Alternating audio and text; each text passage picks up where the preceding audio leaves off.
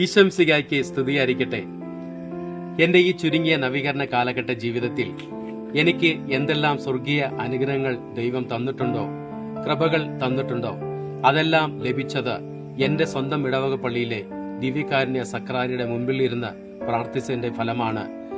സങ്കടങ്ങളും ദുഃഖങ്ങളും സഹനങ്ങളുമൊക്കെ കടന്നു വരുമ്പോൾ ഞാൻ കരയുന്നതും പ്രാർത്ഥിക്കുന്നതും എന്റെ ഇടവക പള്ളിയിലെ ദിവ്യകാരുണ്യ ഈശോയുടെ മുൻപിലിരുന്നാണ്.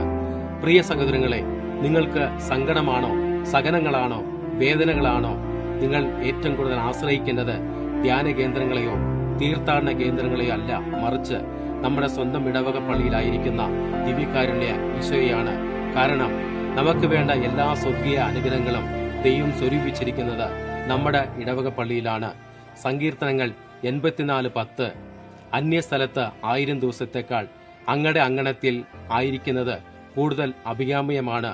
ദുഷ്ടന്റെ കൂടാരത്തിൽ വാഴുന്നതിനേക്കാൾ അങ്ങയുടെ വാതിൽ കാവൽക്കാരനാകാനാണ് ഞാൻ ആഗ്രഹിക്കുന്നത്. ആമേൻ.